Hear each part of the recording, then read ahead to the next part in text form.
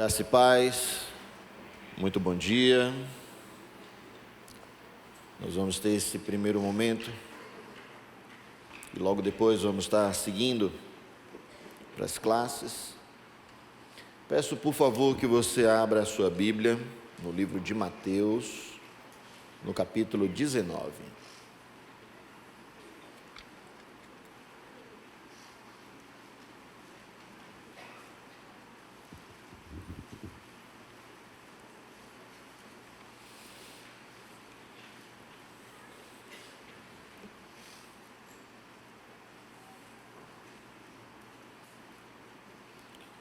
Mateus, no capítulo 19, a partir do verso 13.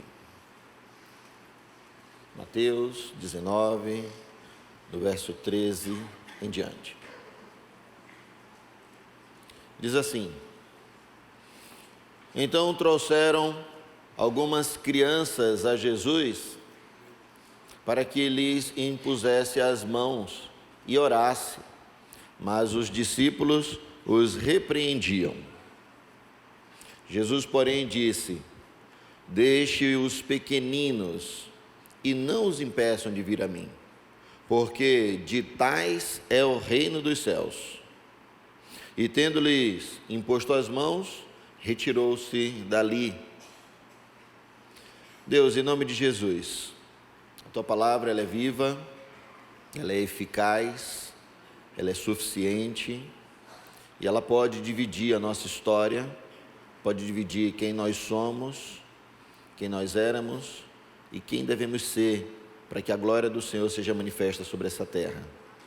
E nós pedimos nessa manhã, Pai, que a palavra do Senhor encontre guarita nos nossos corações e possa nos transformar, nos amoldar ao caráter de Jesus Cristo, para que a gente perceba onde a gente precisa melhorar, onde a gente precisa mudar, e as coisas que precisam ser alinhadas na nossa alma diante do Senhor. Que o Senhor fale conosco nessa manhã, por meio da tua palavra, por misericórdia, em nome de Jesus. Amém. Alguns dizem que esta afirmação de Jesus é apenas uma metáfora e que Jesus chamou as criancinhas e estavam ali e ele de algum modo queria promover algo diferente com aquelas crianças, fazendo com que elas chegassem mais perto dele, porque ele queria ter um outro público junto dele. Outros dizem que é literal e simplesmente como está escrito, e não tem nada de muita profundidade nesse texto quando ele chama as crianças para perto. Só que quando a gente vai lá no texto de Marcos, o texto sinótico, lá em Marcos 10, 13 e em Lucas 18, 15, a gente percebe que a proposta das crianças estarem chegando perto de Jesus Cristo era algo que estava tirando a paz dos discípulos, e eles estavam muito nervosos, ansiosos com aquela proposta, e eles estavam impedindo que as crianças chegassem até Jesus. E naquele mesmo momento Jesus, tomado por aquele sentimento, para que colocasse ordem na casa, ele pega e dá uma palavra de ordem, dizendo assim: espera, deixa vir a mim as criancinhas, porque delas é o reino dos céus. Quando a gente olha para o texto, percebendo somente a proposta de Jesus chamando as crianças, realmente a gente vai tentar imaginar um monte de coisa, mas quando a gente vai olhar um pouco mais a fundo no texto, tentando entender o porquê de Jesus ter chamado aquelas crianças para perto, a gente vai ver que os discípulos foram tomados por uma raiva em função da persistência das pessoas em volta de trazer as crianças para perto de Jesus Cristo. E eu fico pensando, às vezes, quando não está funcionando o Ministério Infantil por conta do segundo horário, e aí tem uma criança e outro aqui na igreja, e aí alguns adultos olham meio que revirando o olho, meio de canto de boca, porque as crianças estão perto, parecendo que às vezes o templo é somente para os adultos. E no final das contas, quando a gente olha para esse texto, Jesus diz: deixa vir a mim as criancinhas. É óbvio que é muito importante que as crianças estejam no Ministério Infantil, ouvindo a palavra de Deus do modo delas, do jeito como elas compreendem, Mas no momento em que não está funcionando, é tão importante que a criança esteja aqui dentro do templo, e que ela esteja sentada do lado do pai e da mãe, e que ela possa acompanhar o culto, e que ela possa crescer nesse ambiente, entendendo a importância do culto, da adoração a Deus. E muitas vezes nós queremos cercear essas crianças disso, e isso é um erro, um equívoco muito grande. Se o Ministério Infantil não está funcionando naquele horário, é importante que as crianças estejam conosco, porque se elas estiverem correndo aí fora, como diz o pastor Abraão, elas podem estar dando pedrada nos vidros dos carros, e sabe-se lá o que mais. Então o lugar certo para as crianças estarem é aqui dentro, quando não estiverem funcionando os departamentos infantis e outros. E aí naquele momento que os discípulos estavam ali, as crianças estavam chegando, eles são tomados de uma raiva e de um enfurecimento e impedem de que as crianças cheguem. Jesus dá uma palavra de ordem e manda que deixe vir sim até a mim todas as crianças. Talvez a persistência daquelas pessoas, as mulheres que estavam com seus filhos e que traziam para ver o Messias, e os discípulos deixaram claro a insatisfação do pleito delas de conduzir aquelas crianças para com Jesus, e Jesus toma as rédeas e quebra o protocolo completamente daquela situação e diz: deixa vir até a mim, porque eu quero ensinar para vocês o que é fazer parte do reino dos céus.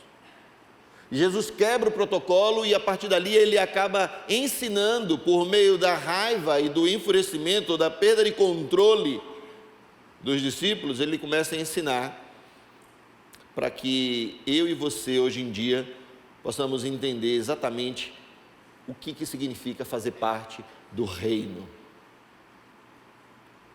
Precisamos olhar para esse texto como sendo a literalidade do fato de Jesus sim ter trazido as criancinhas para perto de si e chancelar o pertencimento delas ao reino dos céus, mas muito além, a única forma de compreendermos da vida adulta como podemos ter certeza de que nós recebemos a Cristo e de que Jesus é o nosso Senhor, é percebendo exatamente como nós temos controlado os nossos acessos de raiva, para que a gente possa entender se a gente faz parte ou não do reino, se a gente é ou não a habitação do Espírito Santo. E lembrem que nesse tempo, nesse momento, o Espírito Santo ainda não tinha descido sobre eles. Como é que você e eu reagimos diante de uma situação que foge do nosso controle?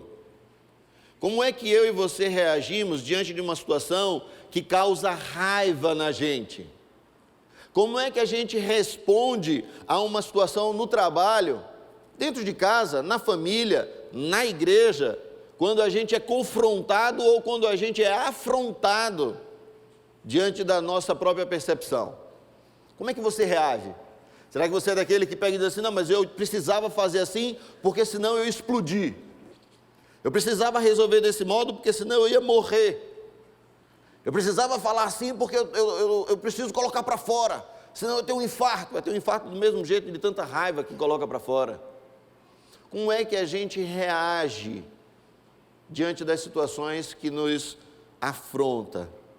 A gente poderia falar assim, por meio da natureza da criança que esse texto nos ensina. A gente poderia falar sobre o olhar de pureza das crianças, mas uma das coisas que são claras e que fica quando a gente olha para uma criança é de como ela reage diante daquilo que fugiu do domínio dela. Eu acredito que a melhor forma da gente perceber a inocência de uma criança e a imaturidade de um adulto é quando a gente se depara diante de uma situação que foge do nosso controle, ou quando tomam da mão da gente o pirulito, quando tomam da mão da gente algo que nos pertence, quando tomam da mão da gente algo que estava muito tranquilo na nossa mão e que quando aquilo foge, a gente responde do modo como realmente somos por dentro. Quando a gente está diante de um problema conjugal, como é que a gente responde? Como é que a gente responde aos nossos filhos, diante de uma situação ao qual os nossos filhos muitas vezes tiram aquele momento de controle que nós temos nas mãos? Quando a gente está no trabalho e que a gente se depara com o chefe, com um colega de trabalho, e que aquilo que pertencia à nossa atmosfera profissional e que de algum modo é retirado de forma abrupta, como você reage? Eu quero que você tente enxergar isso, lembrando exatamente como uma criança quando toma um pirulito da mão dela. Quando tomam algo que está na mão dela, algo que é um brinquedo dela, como ela reage? Porque por meio do autocontrole, do controle do Espírito de Deus sobre as nossas vidas e também sobre como fazemos e como pensamos, como estamos reagindo às nossas desilusões, além de como enfrentamos a nossa decepção pontual, pois se dermos vazão a essa decepção, provocaremos em nós mesmos a ira e alcançaremos o ódio em nós mesmos como respostas para a nossa falta de ferramentas emocionais. Olhando para o texto, nós vemos como Jesus faz a comparação de forma com que os discípulos sejam confrontados, reagindo diante do desequilíbrio emocional deles, quando eles se deparam com aquelas crianças que estão para chegar perto dele. Quando eles queriam estar no controle da situação, os discípulos, e de algum modo aquele desconforto lhes causava a perda, e a resposta deles para o controle novamente era ter um acesso de raiva, uma explosão. O quanto uma criança se apega a algo que lhe é tirado, e dessa forma, nós, hoje em dia na vida adulta, também reagimos. A raiva é o primeiro nível, é o primeiro degrau na escala da ira. E esses homens, e que o Espírito Santo ainda não tinha descido sobre eles, e que são confrontados diante de uma situação que foge do controle deles, eles são tomados por um acesso de raiva, como sendo o início, a escala, o primeiro degrau da ira, que pode se tornar um ídolo dentro do nosso coração. A raiva é o primeiro acesso na escala da ira, e que pode se tornar um grande senhor sobre as nossas vidas, aonde a gente pode imaginar que todas as nossas demandas e todos os nossos problemas podem ser resolvidos exatamente no grito. E a gente pode até achar que com a nossa imposição corporal, a gente vai responder as coisas. Esse ídolo, esse senhor pode ser alimentado em nós mesmos, ao passar do tempo, transformando dentro do nosso coração o ódio, que é o último estágio, a última escala, o último degrau da ira. Quando não temos mais domínio sobre nós mesmos e este Senhor, ele acomete os piores e mais primitivos sentimentos de vingança e de justiça própria dentro de nós. A raiva é o primeiro passo para a ira. Então a gente precisa definir muito claro o que significa raiva, ira e ódio. Raiva, ira e ódio. E talvez a gente possa até achar, não, é a mesma coisa. Ou talvez a gente possa dizer assim, não, eu nunca fiquei com ódio de ninguém, e glória a Deus por isso, se assim realmente for. Mas raiva eu tenho sempre. Cuidado, porque se você não tem domínio sobre a raiva, ela vai escalonar dentro de você a ira, tornando-se um senhor sobre a sua vida, e toda resposta que você vai ter para as dificuldades e para as coisas que fogem do seu controle, vai ser com acesso de raiva. A raiva é a falta de instrumentos para resolver uma situação. A raiva é a falta de recursos para solucionar problemas que fogem do nosso controle pontualmente, momentaneamente. Quando uma criança tem acesso de raiva, elas estão externando claramente a sua incapacidade de resolver aquele determinado problema de que aquilo que ela tinha nas mãos fugiu. E aquilo então é uma situação adversa à sua imaturidade, numa criança. E no adulto, qual a explicação do acesso de raiva? No adulto, a explicação para o acesso de raiva, do mesmo modo que uma criança, é a ideia de não ter instrumentos emocionais, ferramentas emocionais, para poder controlar em si mesmo o ímpeto, a raiva, e que promove então um tamanho desgaste. A raiva é o vazio de ferramentas emocionais para lidar com a frustração. A raiva é o esvaziamento da autoridade espiritual que Deus nos concede por meio da sua palavra e por meio do seu Santo Espírito, dando lugar à nossa humanidade, aos nossos instintos mais primitivos. A gente perde o controle da situação, e quando a gente tem acesso, ou permite esse acesso de raiva em nossos corações, a gente perde totalmente a autoridade espiritual sobre a pessoa, sobre o ambiente e sobre nós mesmos. Porque dentro de nós existe um senso de justiça própria, que se torna cada vez mais elástico, através dos dissabores e das decepções que a vida nos propõe, através dos relacionamentos, através das relações interpessoais, fruto de uma má relação intrapessoal com nós mesmos. Na maioria das vezes, a raiva que nós colocamos para fora não é em função daquilo que o outro fez, é em função de como eu entendi que ele falou.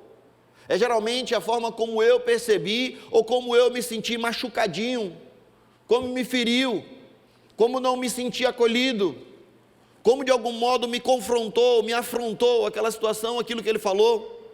E nesse momento a gente se permite os instintos mais primitivos. Na vida adulta, a gente precisa tomar cuidado com essa relação intrapessoal, com nós mesmos. As coisas do passado, da infância que não foram ajustadas e que a gente cresceu e a gente acha que tudo pode ser resolvido no grito.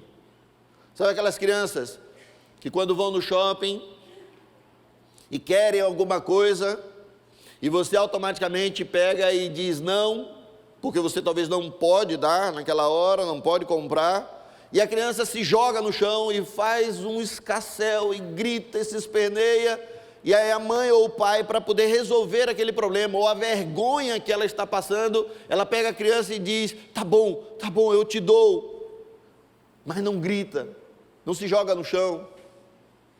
Na hora que você faz isso com o seu filho, automaticamente ele vai crescer entendendo que no grito ele vai conseguir todas as coisas. Ele vai crescer entendendo que todas as vezes que as coisas fugirem do controle dele, ele pode se jogar no chão, pode botar o dedo na boca, gritar dadá dudu, e gritar e berrar, e o pai e a mãe vai fazer, e aí lá na vida adulta, o chefe também vai ter que fazer do mesmo jeito, o irmão, o amigo, o colega de trabalho, quando não é verdade. Eu lembro de uma vez que Mariana, minha filha mais velha, uma vez com Michele, a mais nova, Michele começou a fazer uma cenazinha dentro de casa mesmo, e começou a chorar. Ela era muito pequena, ela devia ter uns 4, 5 anos, e ela começou a chorar dentro de casa porque queria alguma coisa, eu não lembro mesmo o que é, e ela começou a chorar, e aí ela fez aquela cena, e aquele drama, e aí ela pensou em se jogar no chão. Aí Mariana chegou perto dela, Mariana devia ter uns 9, 10 anos, 11 anos, mais ou menos, 10 anos, chega perto dela e fala assim, Chechele, não vai adiantar, levanta porque o papai não vai fazer. E aí eu lembro que Michele, parece que criança ouve mais criança, né, do que os adultos, né, a gente fala, e quando um amigo fala, parece que tudo resolve. E aí Michele levantou, pequenininho, e falou assim, por quê?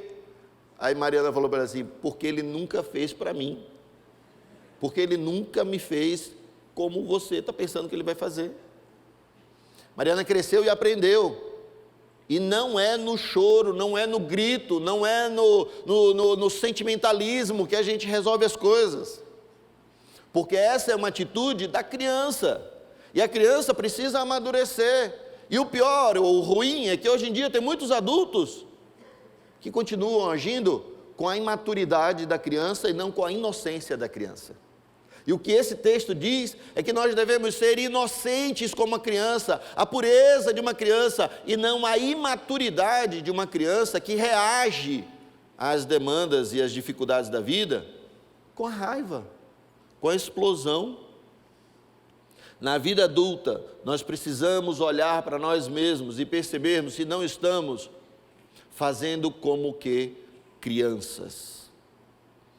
O segundo passo, então, depois da raiva, é quando então a gente permitindo que a raiva seja algo comum e cotidiano na nossa vida, e automaticamente alguns vão crescendo com raiva do pai ou com raiva da mãe, por conta de alguma coisa que não foi tratada, não foi resolvido, e mais tarde esse acesso de raiva continua sendo para qualquer pessoa.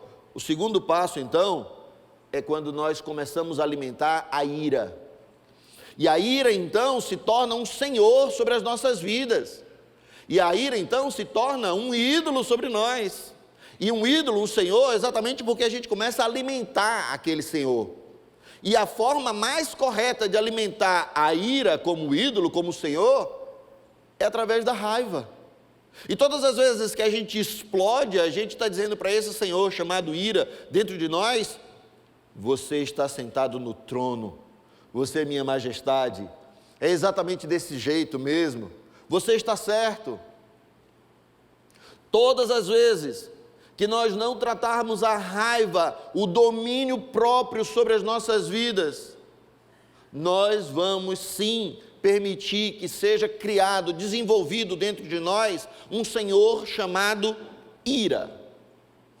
Salmo 37, versículo 8, diz exatamente assim: deixe a ira, abandone o furor, não se irrite, certamente isso acabará muito mal. Ou seja, deixe a ira, não se apegue à raiva, não traga para si, não alimente a raiva, pois isso será o alimento para o ódio dentro de você mesmo, e isso lhe fará muito mal. O primeiro degrau da ira está no passo firme que nós damos com a raiva. Segundo o filósofo Aristóteles, pai da filosofia, ele classifica a ira em 3 níveis. Ele diz que o primeiro nível, a ira se chama como a ira dos violentos. E nesse nível estão os sentimentos de raiva, as situações pontuais e inoportunas que acometem a nossa vida, aqueles que se irritam com qualquer coisa, aqueles que pela mínima situação lhes falta o controle, o domínio, e automaticamente externa a sua insatisfação. O segundo passo, o segundo nível da ira, o Aristóteles diz que é a ira dos rancorosos. São aqueles que guardam mágoas, que guardam ressentimentos e que por ações de outras pessoas para conosco, temos a lembrança e nós vamos guardar isso de modo que a gente viva isso no nosso subconsciente até a vida adulta. O segundo passo, o segundo nível da ira, segundo Aristóteles, é então a ira dos rancorosos. São as pessoas que guardam o ressentimento daquilo que elas viveram em algum momento por conta do seu acesso de raiva, por conta da sua falta de controle. Terceiro nível que Aristóteles fala é a ira dos obstinados ou a ira dos vingativos. Aqui agora já é aquele que guarda mágoa, que guarda ressentimento, que não descansam, que não baixam a guarda e que estão a todo tempo procurando um modo de se vingar daquela pessoa ou de alguém. Porque agora a ira chegou no status de dominar a você, que qualquer coisa, com qualquer pessoa, a sua única resposta de imediato à mão é o ódio. Eu lembro de um filme, Um Dia de Fúria, e o cara sai de casa e ele tem um dia que inicia não muito bem, e aí ele sai no trânsito, e ele sai quebrando tudo, e aí ele chega dentro de uma loja de conveniência no posto de combustível, ele quebra tudo, e ele entra dentro de uma loja, e ele quebra todas as coisas que tem lá, tudo que está sendo vendido. Um dia de fúria, um dia de raiva, um dia de total descontrole. E eu tenho um amigo que assistiu aquele filme e disse assim: eu queria tanto ter a oportunidade de eu ter feito aquele filme. Eu queria tanto ter tido a oportunidade de ter encenado aquele filme, que eu queria fazer aquilo na minha vida real. Nós precisamos ter domínio sobre nós mesmos, desde o momento da raiva, para que a gente não alimente a ira como o Senhor, para que não cheguemos ao último estágio, que é o ódio, e agora a gente é uma pessoa completamente rabugenta, chata, que as pessoas olham para nós, e todo mundo da nossa família, quando olha para a gente, diz assim: não fala nada não, porque vai ter problema. Não, vamos ficar calado todo mundo aqui, porque senão vai ter problema, vai ter briga. Aquela pessoa aqui dentro do trabalho, quando alguém fala de vamos fazer um trabalho em tal coisa, tal situação, e vamos fazer uma demanda junto, aí as pessoas escolhem todo mundo, mas não escolhem aquela pessoa. Nós precisamos cuidar, porque a raiva, como o primeiro passo da ira, nos conduz ao ódio. Eu sempre falo, quando a gente participa de um dia de alegria, no dia 12, último agora, teve muitos irmãos aqui da igreja que estavam lá conosco, e eu sempre inicio falando assim: gente, se você não tem paciência com criança, não venha para um dia de alegria. E eu falo isso às vezes, falei no devocional de manhã cedo, e o pessoal fica assim meio que, alguns ficam assim com o olho esbugalhado, meio assustado, e eu disse assim: é verdade, gente, porque hoje é o dia delas, é o dia que Deus constituiu para que a gente estivesse aqui servindo a elas. E às vezes parece que quando a gente não quer que uma criança faça isso ou aquilo, parece que a gente está olhando para ela e vendo a gente. E a gente quer controlar a gente, mas não tem como controlar mais a nós, e aí a gente tenta controlar as crianças. E a gente fala com as crianças com uma severidade que a gente gostaria que talvez alguém tivesse falado com a gente lá no passado, para que a gente não fosse como é hoje. Então eu sempre digo: olha, num dia de alegria, por favor, se você não tem paciência com criança, não vá. Tiveram 500 pessoas almoçando com a gente, trabalhando. Então eu percebo que o pessoal ou não me ouve, ou todo mundo tem paciência demais com criança. E como foi bom aquele dia, onde a gente vê as crianças realmente tendo um dia completamente diferente da realidade deles ali no Bate-Facho.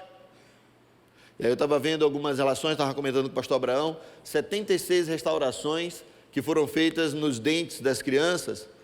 E aí no outro dia, uma das crianças me ligou e falou assim: pastor, eu comi os doces das guloseimas que vieram e eu não senti dor.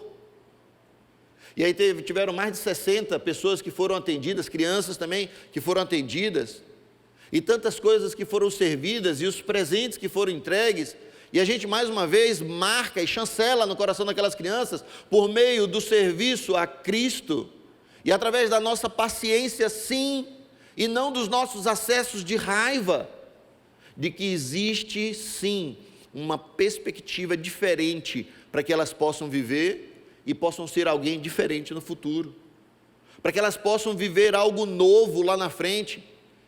E com acessos de raiva, nós não vamos conseguir provar para elas, porque é exatamente o que elas vivem cotidianamente, na realidade delas, do dia a dia. São as pessoas que não têm paciência com elas, são as pessoas que estão gritando a todo tempo, e são as pessoas que estão tratando hoje em dia as crianças muito mais como adolescentes e adultos, esperando uma resposta madura de meninos e meninas que ainda são inocentes e que precisam ser cuidados, amados, tratados da forma correta.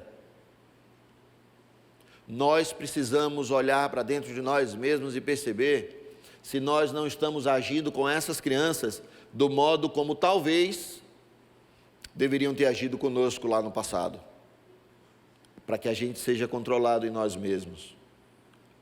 O terceiro e último passo da ira é o ódio. Agora a gente está completamente entregue. Em 1 João, no capítulo 3, no versículo 15, diz: todo aquele que odeia o seu irmão é assassino. E vocês sabem que todo assassino não tem a vida eterna permanente em si. Todo aquele que semeia a raiva dentro de si, que retroalimenta dentro de si os acessos de raiva e que permite que a ira tome o trono do nosso coração, nós estamos permitindo, promovendo o ódio por alguém, ou por alguma situação, ou pela vida, ou pelo próprio Deus, talvez. E nesse exato momento, nós nos tornamos assassinos no nosso coração, porque nós matamos alguém dentro de nós, pela raiva e pela falta de controle. A gente deposita essa pessoa no depósito de mortos-vivos, no fundo do quintal da casa. A pessoa está viva, mas você simplesmente não tem nenhuma relação com ela, você não quer mais olhar para ela, você não consegue mais ter nenhum tipo de vínculo, você não consegue mais ouvir a voz dela, você não quer mais cruzar os olhares, e quando você passa por essa pessoa, você olha e você desvia longe, para que você não passe e não cruze o seu caminho com ela. Será que já não está no seu coração instaurado o ódio? Será que já não está instaurado no seu coração o ódio que é completamente diferente da inocência que esse texto nos propõe, que Jesus Cristo coloca para que eu e você possamos perceber se somos ou não pertencentes ao reino, para percebermos se realmente o Espírito Santo habita ou não em nós? Repito, nesse momento em que eles estavam vivendo isso aqui, o Espírito Santo ainda não tinha descido sobre eles. E a pergunta então que fica, quando você tem os seus acessos de raiva, será que você realmente é a habitação do Espírito Santo mesmo? Será que você tem domínio sobre a sua vida? Será que o Espírito Santo de Deus realmente tem controlado você e os seus acessos de raiva, fazendo você perceber que essa não é a forma correta de resolver ou de responder a uma situação que fugiu do seu controle? Porque todas as vezes que a gente permitir que a raiva acesse o nosso coração, nós vamos constituir a ira e vamos chegar até o ódio. Todo aquele que semeia a raiva dentro de si, dará lugar, sim, à ira. Percebemos o quanto distante estamos da vontade de Deus quando nós agimos assim. E eu estou dizendo aqui, assumindo meu próprio pecado, que em alguns momentos eu olho para mim mesmo e não dou acesso à ira, à raiva, mas eu olho para mim mesmo e eu digo para mim mesmo: se controla, para, volta. Eu era muito ruim, muito mal dirigindo carro no trânsito. Eu ficava muito enraivado. E eu trabalhava todo o tempo dirigindo, andando todo o tempo na cidade, viajando. Quando eu comprei moto, e eu não estou fazendo apologia à moto aqui não, que daqui a pouco as irmãs dizem: pastor, o senhor não tem que falar de moto lá em cima, senão meu marido quer andar de moto também. Não estou fazendo apologia nenhuma. Mas quando eu comecei a andar de moto, há 17 anos atrás, eu comecei a ficar tão vulnerável no trânsito, e perceber que dentro da minha vulnerabilidade, outros também poderiam estar. E hoje em dia, quando eu estou dirigindo, eu consigo ter um autodomínio muito maior sobre mim mesmo. Não estou dizendo com isso, compre moto para você poder ter autodomínio sobre você. Você precisa ter autodomínio sobre você dirigindo o carro. Porque o trânsito é um lugar onde eu e você somos testados a todo tempo. As pessoas estão completamente aversas ao domínio próprio, e todo mundo quer passar o outro, e todo mundo quer chegar no seu destino. E ninguém está respeitando mais ninguém, nada. E é onde nós temos um campo muito fértil da falta do domínio, do controle de si mesmo e do acesso à raiva.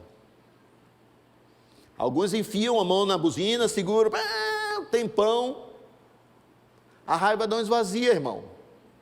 Alguns botam a cabeça do lado de fora e gritam e dão um berro, não xinga não, tá? Mas dar um berro também não esvazia, não.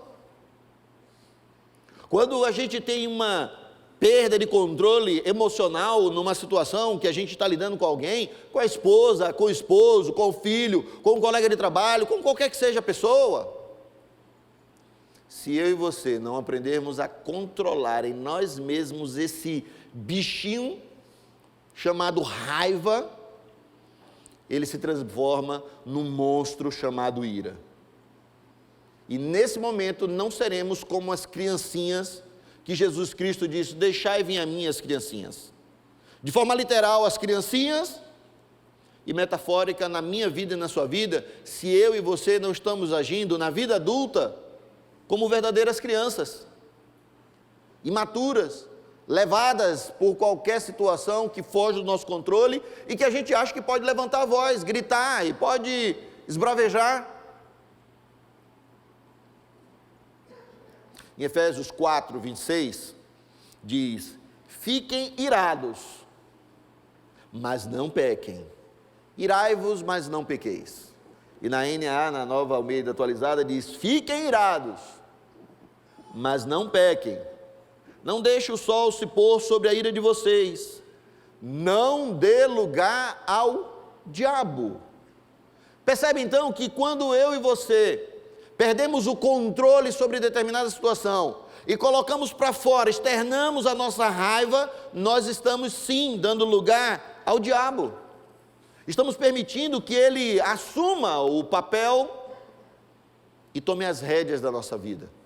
Naquele momento, a nossa autoridade espiritual, que foi concedida pelo próprio Cristo, nós esvaziamos e perdemos.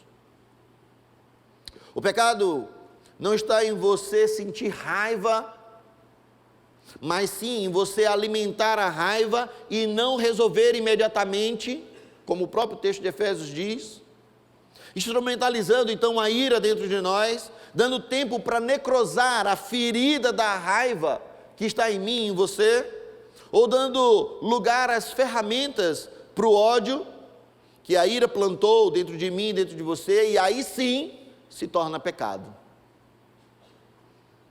Fique com raiva, mas controle em você os seus instintos mais primitivos e não manifeste a ira ou o ódio, porque isso fará você pecar. A solução, então, para a ira está na maturidade cristã do perdão. Vou repetir. Então, a solução para a ira, que você não permite a raiva, como o primeiro passo, que não termina no ódio, como o culminar de toda a ira, como o Senhor da sua vida, está na maturidade cristã de compreender o que significa perdão. Criança não sabe o que significa perdão. Criança briga aqui, discute acolá, passou 1 minuto, a criança está brincando de novo. A inocência da criança dentro dela diz que é melhor brincar juntos, é melhor a amizade, do que simplesmente você ficar lá e eu ficar cá. Só que as crianças estão crescendo, e quando elas chegam no período da pré-adolescência, parece que elas estão ouvindo de dentro de casa, ou nesse mundo tenebroso e caído, que a única forma de resolver é fazendo com que o outro fique lá distante da gente. Mas a criança, na sua pureza, na sua inocência, ela quer brincar de novo, ela quer estar de novo com o amiguinho. Eu e você na vida adulta agimos assim também? Ou a gente simplesmente, como já falei antes, repito, coloca as pessoas no depósito de mortos-vivos? O que é mais fácil vermos em uma criança na sua inocência é a capacidade de perdoar. Na vida adulta também precisa então estar muito claro a proposta de perdão. A única forma de resolver esse dilema da ira dentro do nosso coração e de desfazer esse senhor dentro de nós é a capacidade e a disposição que nós temos em perdoar. A única solução está na capacidade de liberar perdão. A única solução está enquanto nós compreendemos o perdão que nos foi outorgado por Cristo na cruz. A solução contra a raiva não está somente no domínio próprio, que é importante, mas muito além, está na capacidade de perdoar o outro. E eu sei que enquanto eu vou falando isso aqui, Deus vai trazendo à nossa memória o nome de alguma pessoa ou de alguém que você talvez precise sim perdoar, para que você seja como a inocência das criancinhas. Não é forçado, isso que eu estou falando não pode ser forçado, mas é uma proposta muito clara no nosso coração, de que nós fomos perdoados, de que tudo de ruim que nós fizemos ou venhamos a fazer, Jesus Cristo perdoou. Ele nos amou quando nós estávamos mortos em nossos próprios delitos e pecados. A solução está no quanto nós recebemos ou conhecemos a graça de Deus, que é o favor que nós não merecemos, e faz a gente então perceber que conhecer a graça de Deus e o perdão de Deus é perdoar também o outro, porque ele não merece.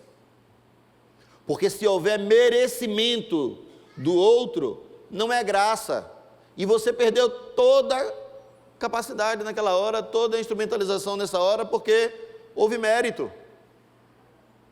Se é pela graça, o perdão como sendo a atitude de maturidade cristã, que faz eu e você não alimentar a ira, a raiva, o ódio, nós precisamos entender claramente o que significa perdão. E eu digo isso porque eu aprendi sobre perdão quando eu era pequeno de forma muito errada, eu já falei isso aqui. Eu aprendi que perdão era tirar a culpa, e que desculpa era tirar a culpa, e que perdão era assumir toda a culpa do problema. Eu aprendi assim. Eu brigava com meu irmão, minha mãe dizia assim, pede desculpa, e eu ficava, mãe, o que significa desculpa? E ela falava, tirar a culpa. E eu cresci com aquilo na minha cabeça. Desculpa então é tirar a culpa. Fui crescendo e ouvi essa palavra nova, conheci essa palavra nova, perdão. E aí eu comecei a me questionar sobre o que significava perdão, e aí perdão, então, todo mundo me dizia que era assumir toda a culpa pelo erro que a pessoa tinha cometido com você. Então veja que na minha cabeça eu cresci achando que desculpa era tirar a culpa, e perdão era assumir toda a culpa do outro. E eu achava aquilo uma tremenda injustiça. E eu tive muita dificuldade com isso ao longo de muito tempo na minha vida, porque eu dizia assim, eu não posso assumir pelo que ele fez. Eu também não tenho como tirar o que ele fez. Então o perdão, quando eu fui amadurecendo e fui para a Bíblia, e quando encontrei resposta na Bíblia, quando a palavra de Deus traz para o meu coração, eu me deparei com o texto de Isaías 53, que diz que ele, como broto tenro da terra, como sem formosura, sem beleza alguma, foi rejeitado pelos homens, homem de dores, e lá no finalzinho diz que ele levou sobre si todas as nossas dores, todo o nosso pecado, toda a nossa culpa, e o castigo que nos traz a paz estava sobre ele, e por causa das suas pisaduras, nós fomos sarados. Então eu compreendi que perdão é estabelecimento de paz. Perdão não é assumir a culpa e nem tirar a culpa de ninguém, mas perdão é estabelecer a paz, porque Jesus Cristo veio para aplacar a ira de Deus na cruz, para estabelecer a paz entre os homens e Deus. E quando eu perdoo hoje em dia, eu não estou assumindo a culpa e nem tirando a culpa, eu estou apenas promovendo a paz, porque Jesus Cristo já levou sobre si, e eu não vou tirar das costas dele para colocar na minha. E por isso que muitas vezes as pessoas que não compreendem o que significa perdão, sofrem tanto, e são tão amargos, e têm uma falta de paz dentro de si, exatamente porque não compreenderam que o perdão é estabelecer paz. A única solução para que a gente não estabeleça O Senhor, chamado ira dentro de nós, retroalimentado pela raiva, alcançando então o status de ódio dentro de nós, é quando a gente entende de forma muito madura o que significa perdão. E quando a gente entende o que significa perdão, estabelecendo paz dentro de nós, diante de Deus, nós não vamos mais ter acessos de ira. Nós não vamos mais ter acessos de raiva. Lembre que em Mateus 6, Jesus disse: se você não perdoar, eu também não te perdoo. Se vós não perdoardes as transgressões dos homens para convosco, eu também não vos perdoarei. O perdão, então, não é uma opção para mim, não é uma opção para você que conhece a palavra de Deus. Lembre do que eu falei antes aqui. Eu, antes de conhecer a Cristo, tinha uma dúvida muito grande dentro de mim, e isso me causava um desconforto muito grande. E depois que eu conheço a palavra de Deus e que Deus se revela a mim, que esse texto vem como uma bomba dentro do meu coração, eu compreendo então de que eu aprendi, eu entendi todo o tempo errado na minha vida o que significava perdão, e por isso talvez os acessos de raiva. Quando eu compreendo então o que significa perdão, que é estabelecer paz, então eu não preciso mais ter acessos como antes eu tinha. Deixai vir a mim as criancinhas. Deixai vir a mim a inocência das crianças, não a imaturidade das crianças.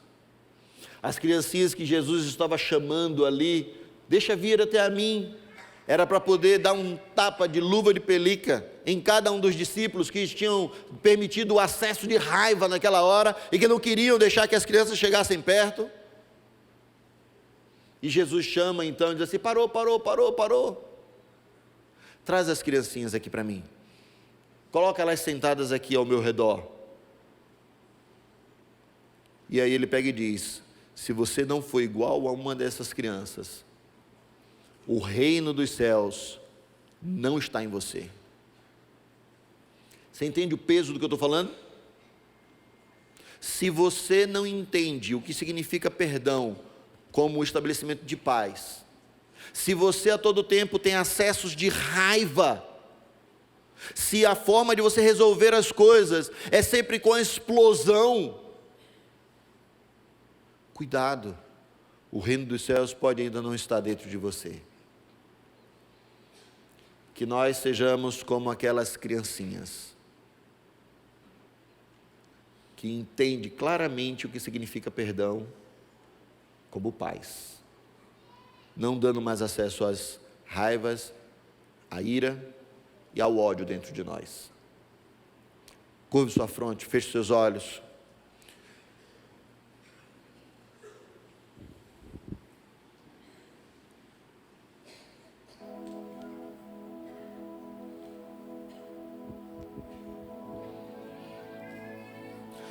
Talvez enquanto você ouvia essa palavra, você foi lembrando sim de alguém ou de alguma situação. Talvez você diga: não, de uma pessoa não, pastor, mas talvez o ambiente onde eu vivi, onde eu cresci, talvez a minha família como um todo. Talvez não, pastor, não uma pessoa, mas um ambiente. Talvez você diga: pastor, sim, tem sim uma pessoa. E como já falei aqui antes, eu repito, antes de você enxergar o que ela te fez, ou o que talvez ela tenha tomado das suas mãos, o pirulito que saiu da sua mão, a sua resposta àquela situação é que diz quem você é. Como você tem respondido às frustrações, às desilusões, os problemas, as demandas, as afrontas da sua vida. Como você tem respondido, meu irmão, minha irmã? É com acesso de raiva.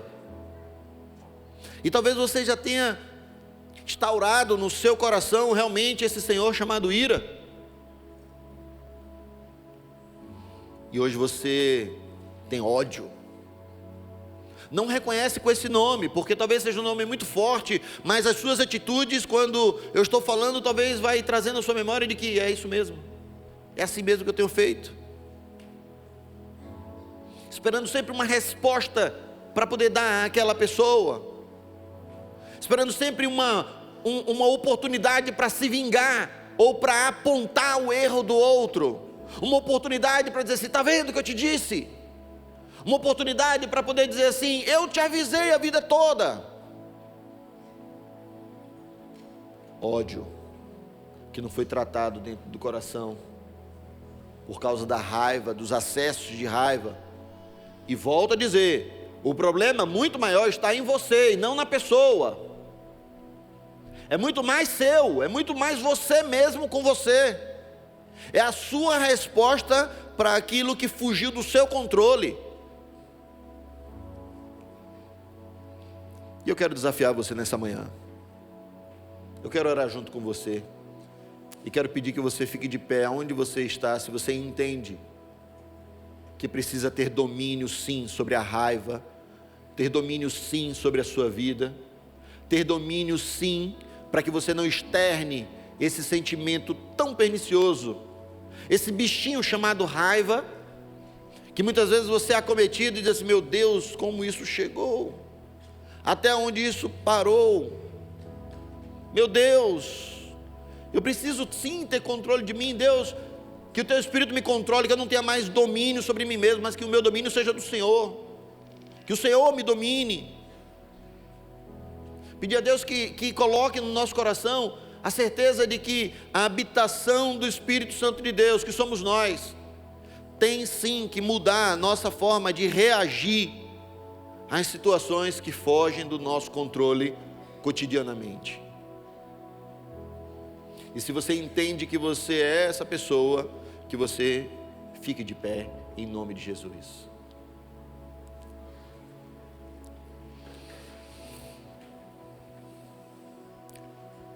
Deus, estamos aqui nessa manhã e nos colocamos de pé, porque reconhecemos, ó Pai, que os nossos acessos de raiva não têm sido nada bom para nós mesmos. Reconhecemos, ó Deus, a nossa incapacidade até aqui de tirar essa raiva ou essa forma de resolver o problema, e nós queremos entregar diante do Senhor. Nós queremos, ó Pai, que o Teu Santo Espírito que habita em nós, nos envergonhe diante de nós mesmos, fazendo a gente perceber o erro que estamos cometendo, antes mesmo da gente cometer. Que o Senhor aclare as nossas vistas, que o Senhor traga peso sim ao nosso coração, no momento em que vamos ser tomados por uma ira, por uma raiva, porque nós queremos, ó Pai, que o Teu Santo Espírito, que o Senhor esteja no trono do nosso coração, e não a ira. Nós queremos sim, Pai, diante do Senhor nessa hora, fazer um compromisso de que nós vamos ter controle, para que o nome do Senhor seja glorificado, para que o Senhor seja exaltado, para que por meio dessa palavra o Senhor mesmo nos acomode no lugar onde devemos estar, que o Senhor tire o furor de dentro de nós, que o Senhor coloque paz, a paz que excede todo o entendimento que só o Senhor pode nos dar, que esse mundo, que a tecnologia, que o trabalho, que o status e que qualquer coisa nesse mundo não pode nos dar, mas o Teu Santo Espírito pode. E nós queremos pedir a intervenção do Senhor sobre as nossas vidas, para que nós sejamos pessoas agradáveis, para que não sejamos pessoas rabugentas, que as pessoas não querem estar perto. Pelo contrário, Pai, queremos ser pessoas que as pessoas querem estar por volta, que as pessoas querem chamar, que as pessoas querem participar, partilhar conosco. E eu peço no nome de Jesus Cristo, que o Teu Santo Espírito nessa hora nos convença do pecado que temos cometido, da justiça e do juízo do Senhor sobre nós. Que todos nós que estamos de pé nessa hora, reconhecendo a nossa incapacidade, que o Senhor mesmo nos encha com a inocência das crianças, com a inocência das criancinhas que Jesus Cristo chamou para confrontar os discípulos, para que sejamos cheios do Senhor, para a glória do Senhor mesmo. Que as nossas relações matrimoniais, que a nossa relação com os nossos filhos, que a nossa relação com o colega de trabalho, que a nossa relação com as pessoas que nós não conhecemos e que encontramos no trânsito, sejam aplainadas pelo Senhor, conduzidas pela Tua potente mão, para que sejamos usados pelo Senhor e para a glória do Senhor. Sê conosco, em nome de Jesus, amém. Que o grande amor de Deus, o nosso Pai, Criador de tudo e de todas as coisas, e a graça de Jesus Cristo, nosso Senhor, e a presença do Espírito Santo dele esteja sobre nós, hoje e para todo sempre, em nome de Jesus. Vou em paz, meus irmãos, vamos para as classes, nessa hora de EBD, e vamos organizar aqui agora para o próximo.